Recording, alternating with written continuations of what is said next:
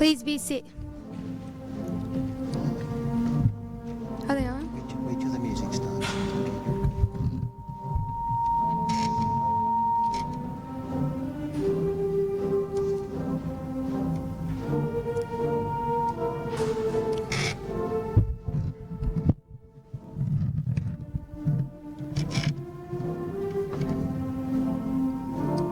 This is not going to work.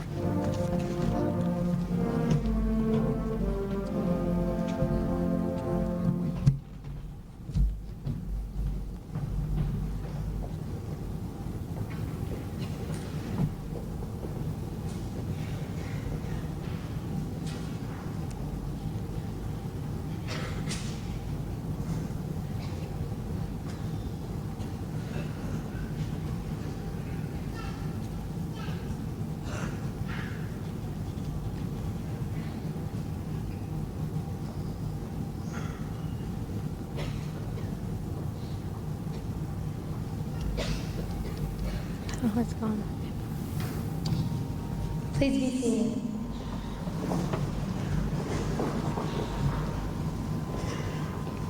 On behalf of the graduating class of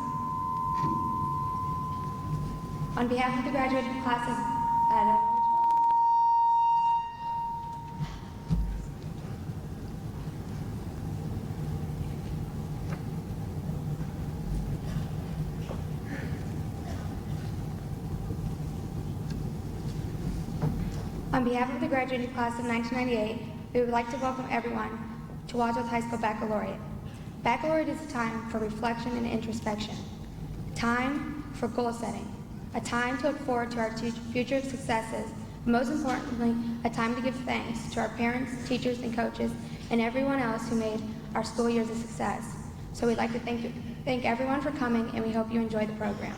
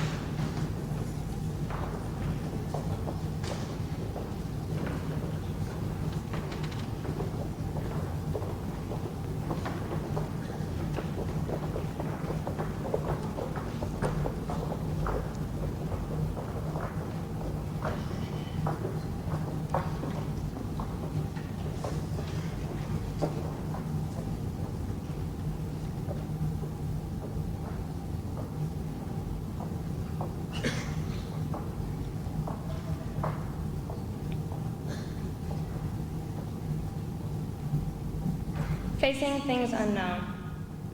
With sweet hellos and sad goodbyes, these years will lie beside us. Our names led nothing in yesterday's years, but today we lead the symphony. A world in question is dancing before us, and for some, it is a dance to be walked.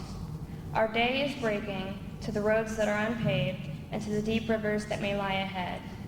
This last farewell remains, my friends, leaving our hearts leaking. Having heard the words of ignorance and the words of love, we have never felt so strong facing things unknown. So it is now that we must grow on, alone despite our tomorrow, because these golden days are through. We are stepping out into their world, into our awaiting destiny. Meanwhile, we leave behind our image of everything. As we shuffle through the realm of dreams where we painted this end, the entity that the days gone by are impossible to relive has our memories suddenly sharpened. Maybe someday, in a sweet encounter in other lives or lands, I will know you. Before today, we are set out wandering, beginning this stop only to begin again.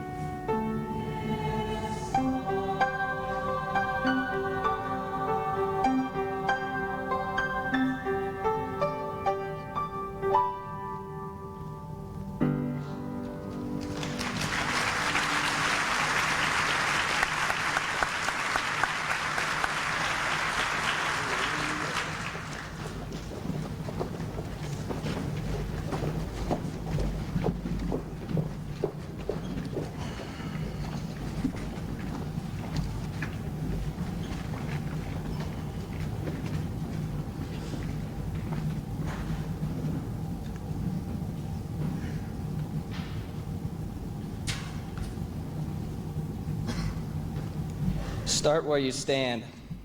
Start where you stand, and never mind the past. The past won't help you in beginning new. If you have left it all behind at last, why, that's enough. You're done with it. You're through. This is another chapter in the book. This is another race that you have planned. Don't give the vanished days a backward look. Start where you stand. The world won't care about your old defeats. If you can start anew and win success, the future is your time, and time is fleet, and there is much of work and strain and stress. Forget the buried woes and dead despairs. Here is a brand new trial right at hand. The future is for him who does and dares. Start where you stand. Old failures will not halt, old triumphs aid. Today's the thing, tomorrow soon will be. Get in the fight and face it unafraid, and leave the past to ancient history. What has been, yesterday is dead, and by it you are neither blessed nor banned.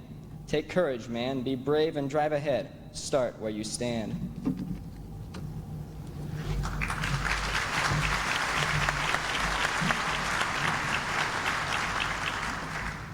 That's success. It's doing your job the best you can and being just to your fellow man. It's making money but holding friends and true to your aims and ends. It's figuring how and learning why and looking forward and thinking high and dreaming a little and doing much. It's keeping always in closest touch with what is finest in word and deed. It's being thorough yet making speed. It's daring blithely the field of chance while making labor a brave romance. It's going onward despite defeat and fighting stanchly but keeping sweet. It's being clean and it's playing fair. It's laughing lightly at Dame Despair. It's looking up at the stars above and drinking deeply of life and love. It's struggling on with the will to win, but taking loss with a cheerful grin. It's sharing sorrow and work and mirth and making better this good old earth. It's serving, striving through strain and stress. It's doing your noblest, that's success.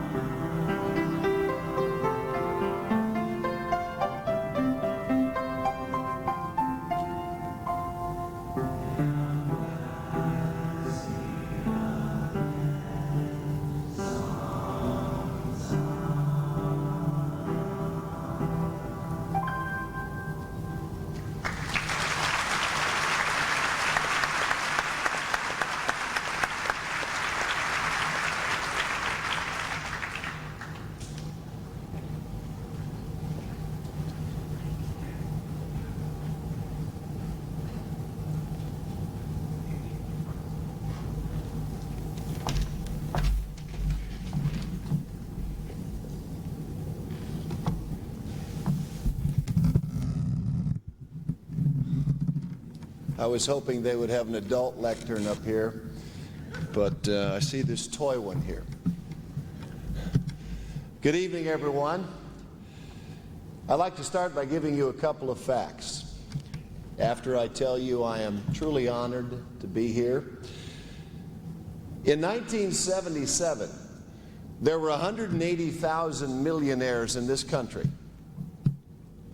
20 years later, in 1997, there were over 2 million millionaires in the United States. Now, in 1977, that would make less than one in every 1,000 people. But by 1997, that's a little less than one in every 100 people. Now, to the young people who are sitting here this evening, let's project for a moment. Let's just say that in 20 years, when you are all approximately 38 years of age, let's just say that the trend continues. If the goal is to be a millionaire, and a lot of people think it is, that that's the definition of success to achieve financially, and let's say that the trend continues and 1 in 10 improves at the same ratio, 1 in 10 people is a millionaire. That means if that's the goal, 9 out of 10 are still losers. So let's assume for a moment that's not the goal. You are all, in a different sort of way, millionaires. You are all absolutely millionaires in time. You all have exactly the same amount of time every day. And your time is your life. There are all kinds of ways to spend that time, and some people have the time of their life. But some people don't understand that they've been given those 24 hours, and so I want to give you 3 points tonight. It's hard to think of what you can say in 15 or 20 minutes, and that's when the bell rings and I'm done. But what can you say in a short period of time like that that can maybe make a difference? It's hard to believe, and this is kind of the way I want to introduce the 3 points, it's hard to believe that exactly 6 years have passed since I stood right here and our second son and our second child was graduating, and I had the baccalaureate address. It was the evening of May 31st, 1992. Our caboose is graduating tonight. This is the end of the line. And I had a decision to make. My mother was dying of cancer in North Carolina. She, it turned out, had days to live. And I called her and I talked with her about whether or not I should give that baccalaureate address. I knew that I would leave the schedule in the lurch if I didn't show up, and we discussed it, and I knew there was a chance that if I waited till after the address and took off to see her, she would not live. It was that touch and go. We made the decision together, and I decided to stay, sleep a few hours, and take off through the night and drive to North Carolina. And shortly before I got there, my mother suddenly, in the middle of a sentence, had a seizure, went into a coma, never awoke. I arrived a couple hours late, never got to talk to her again. Now, I don't say that story because I regret it. Certainly on a night like this, exactly 6 years later, I sure remember it. I don't regret it, and she had no regrets in making the decision with me. But it does introduce the first of 3 points I want to make to you. Number one, your life is made up of an endless list of decisions that you will make. Make good decisions. They will define you more than you know. You've been making decisions all day today. You may not have thought of them as decisions, but that's exactly what you've done from the moment you got out of bed, and frankly, that was a decision. When you were going to get out of bed was a decision you made. You may have made a decision to hit the snooze button and go a little longer. You may have made a decision to jump up the crack of dawn and get ready for events this evening, and you made a lot of decisions from then till now. And you're going to make more decisions before even this day is over. You may have made a decision to have pizza later tonight. You may have made a decision to have dinner or not have dinner because your stomach was a little too churned up to think about that. You've made decisions about where you're going to go to college or whether you're going to go to college. You've made decisions, and we'll make more decisions about who you will choose as friends. when and who you will marry, and whether you'll stay married. I've been a marriage counselor for 27 years, and sadly I've talked to a lot of people who jumped into marriage with a tremendous amount of promise and commitment, and they fell into that 50% who didn't continue for whatever reasons, some beyond their control, and they made a decision to end their marriage. You will make a decision to have children or not have children, or how many children. You'll make career decisions. Every time you get behind the wheel of a car, you will have made a decision to do it with a belly full of beer or to do it sober. And if you've had too much to drink, you'll make a decision as to how fast to drive. I've buried kids who didn't make that decision the correct way. People make decisions about drugs they'll take, about places they'll go, about movies they'll see, about things they will or won't do, because life is an endless list of choices or decisions that you will make. Some people are afraid to talk about right and wrong. I'm not. Right and wrong exists, and you'll make decisions through the balance of your life, and you will find that the consequences of those decisions are very, very real. Sometimes those consequences come over an extended period of time, and sometimes they are immediate. There is cause and effect in your life. Good causes produce good effects, and bad causes produce bad effects. If you follow enough good causes, you'll have a life that's happy, peaceful, productive, successful, interesting, and full. If you make bad decisions, or enough of them, you can wind up emotionally, mentally, physically, spiritually, and psychologically, potentially bankrupt. Make good decisions. They will define you more than you know. Number two, life is tough. If anybody tells you otherwise, they're conning you. Life is tough, but the rewards to the strong are absolutely more than worth it. So you've got to learn to be tough. My father, who was my best friend for 40 years, I think it was a friendship that sort of started when I was about 7 years old, and it ended when he died, and I was 47 at the time, about 2.5 years ago. We used to take walks together, starting when I was that age, and I guess I would have to look back with the probably somewhat the normal bias of the son toward a father, but I really believe my father was a remarkable and a special man. There were 3 things he said to me constantly as a child, and all the way up to the time where I got on a plane and flew away to college in California. He'd put his hands on my shoulders and he'd say, "Son," I don't know where he got this, but I never forgot it and I heard it often, "Son, if you're going to walk among lions, you must be a lion."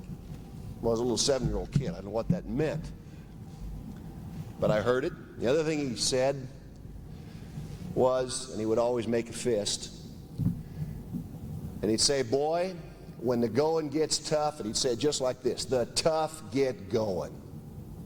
He'd say it slow and low and firm. And the third thing he would say, "Son, you got to know when to have the guts of a burglar." And they stuck with me. They really did. I've appreciated the fact that my father taught me to be strong, because I found out later life was hard. Rewards were very great, but life was hard. And you can't make it if you aren't strong. It's not a magic carpet ride. And since I'm a minister, I hope I will be allowed to quote a verse here. You know, what your hand finds to do, do it with your might. Ecclesiastes 9 verse 10 says that. Written by the wisest man who ever lived, named Solomon. Now, many of you are going to go to college, and you're going to learn, and will be taught how to earn a living. But colleges do not pretend to teach you how to live, merely how to earn a living. And that's not such a bad thing. There will be many people in your life who have and who will shape you and will teach you how to live. But you're going to run into a lot of roadblocks. 1 in 3 people in a society where people are not as strong as they used to be, 1 in 3 people will suffer a major mental health crisis in their life. 1 in 3. 1 in 5 will suffer from severe depression. Oh, by the way, if you have 2 friends and they're normal, it's you. Couldn't resist that. 1 in 3 people will get cancer in their lifetime. Do you know that? I have a mother who died of cancer, and her mother died of cancer. I have a father who got cancer, and his father died of cancer, and my brothers had cancer. So I live with the reality that there may be a genetic strain there, and I try to adjust accordingly. I own a company in North Carolina, and we just buried a beautiful young 28-year-old girl. She was an actress and worked for us, and an absolute jewel. One of the most vibrant, excited, beautiful little creatures you ever saw in your life. And oh boy, did she want to live and have a lot of tomorrows. She had the time of her life, except that her life was only 28 years long. And she lived it fully, and we buried her a few weeks ago.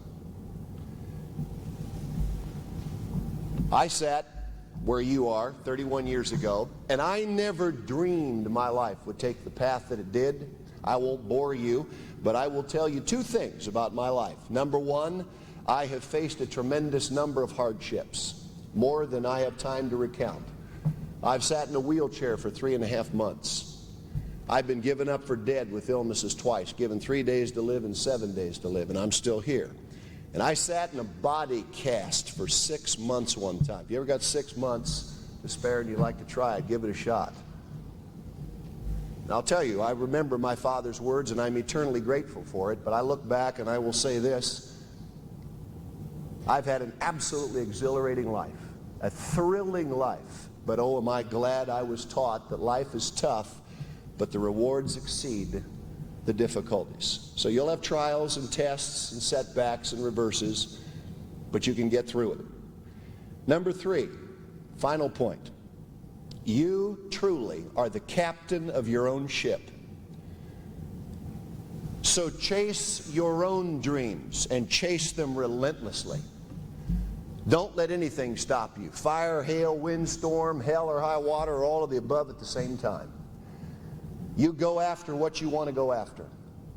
Remember, there are good ideas and bad ideas out there, good pursuits and bad pursuits. Oscar Wilde once said, some ideas are so absurd that only intellectuals believe them. So don't follow every idea. Test them, check them, think them through. Think expansively. There'll be enough people that you'll meet who think very small. Learn to think and practice thinking and make yourself think big. Set goals, some small, some medium, some large. Career goals, family goals, educational goals, hobbies, travels, books, experiences. You're the captain of your own ship. Your hands are on the wheel. Others may shape you, but if somebody tries to take the wheel from you rather than help you hold the ship steady, know the difference. And you chase your own dreams. One other verse I will leave you with because it has such a practical application beyond just the things of the Bible. Prove all things and hold fast that which is right. The Apostle Paul said that in 1 Thessalonians 5:21. Do it. Both ends of it. Prove what you're doing and hold fast what's right. In conclusion, I don't want to sound like a coach, although that's not such a bad thing. I've been a coach for many, many years. You can only be limited by your imagination and your motivation, coupled with your decision making and your toughness.